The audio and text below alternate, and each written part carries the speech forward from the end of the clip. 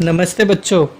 आज हम स्पर्श भाग 1 के पद्य भाग में से ही दूसरी इकाई रहीम के दोहे का अध्ययन करेंगे, जिसमें रहीम ने प्रेम संबंधी मन के कष्ट, एक परमात्मा, विपत्ति पर चित्रकूट धाम जाना, दोहे का विशाल अर्थ आदि भावों को अपने 11 दोहे में किस तरह से प्रस्तुत किया है, उसी का आज हम अध्ययन रहीम के दोहे में करेंगे।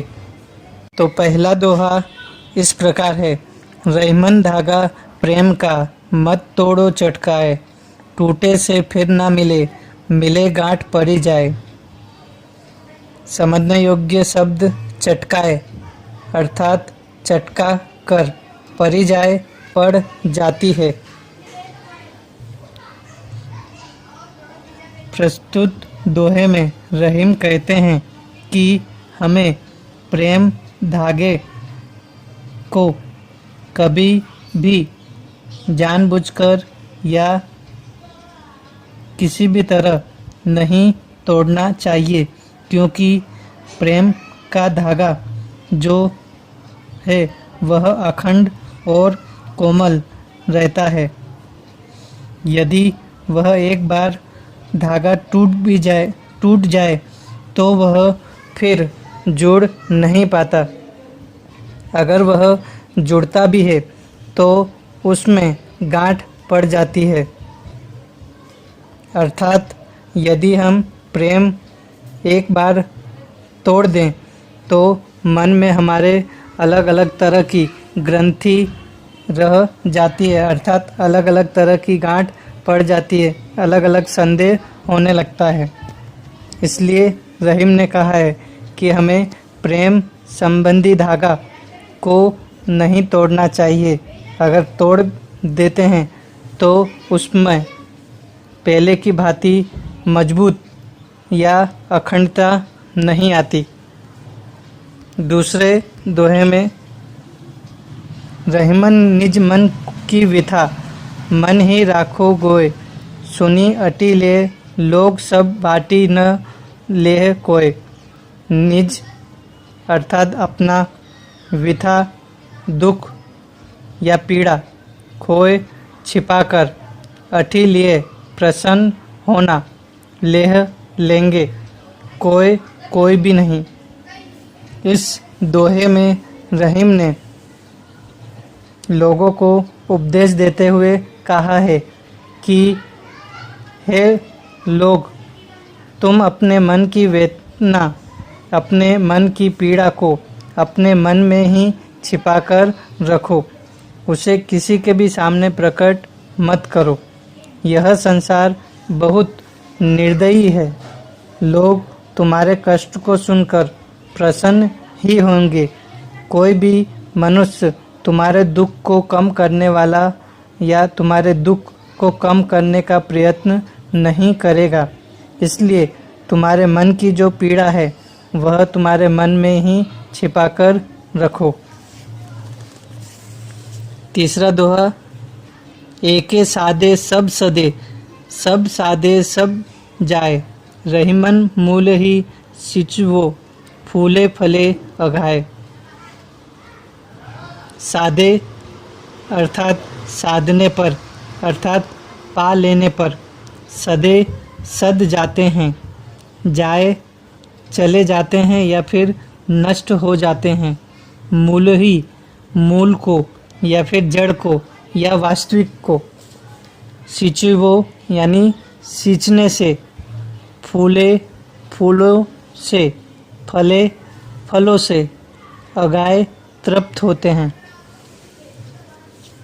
इस दोहे में रहीम कहते हैं कि हमें एक ही परमात्मा को पा लेने से अन्य सब सांसारिक उपलब्धियां स्वयं प्राप्त हो जाती है।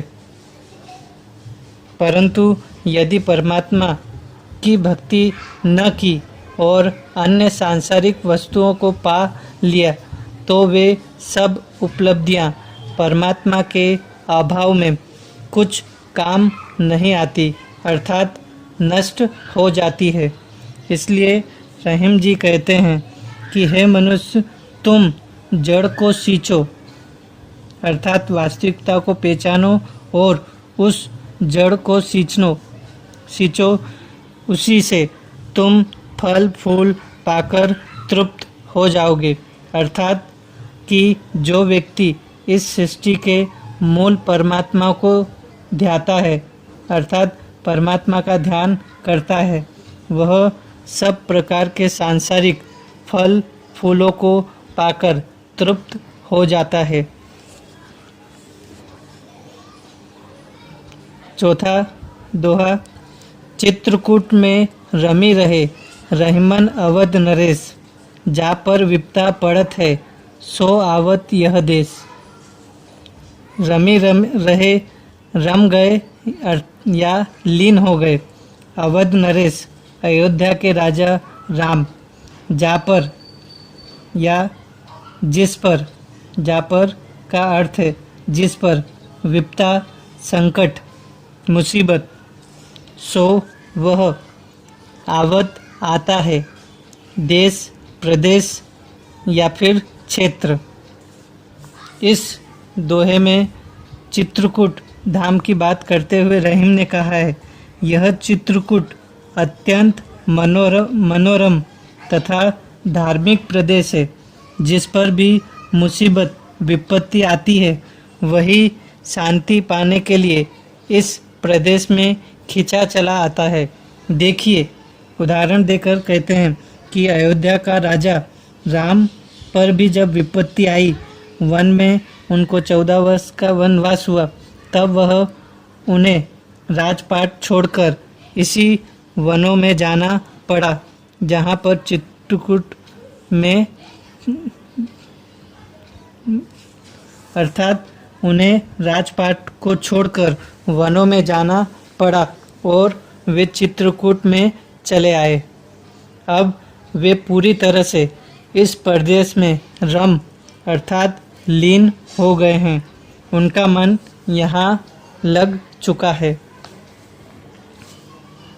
पांचवा दोहा, दीर्घ दोहा अर्थ के आखर थोरे आही, जो रहीम नट कुंडली सिमटी कुंदी चढ़ी जाई। दीर्घ अर्थात लंबा, अर्थ आशय, आखर अक्षर, थोड़े थोड़े आई होते हैं, नट कलाकार, कुंडली घेरा अर्थात गोल आकार का लोहे का चक्का जो अंदर से खाली होता है, सिमटी सिकुड़कर, चढ़ी निकल। इन दोहों में रहीम कहते हैं कि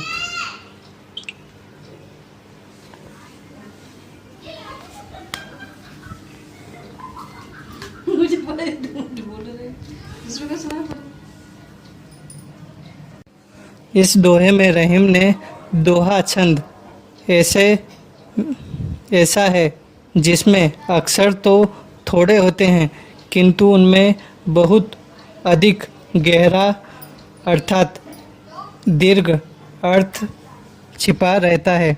जिस प्रकार कोई कुशल बाजीगर अपने शरीर को सिकोड़कर दंग मुंह वाली कुंडली के बीच में से सफलतापूर्वक निकल जाता है, उसी प्रकार कुशल दोहाकार दोहे के सीमित से शब्दों में बहुत बड़ी और गहरी बात कह जाता है।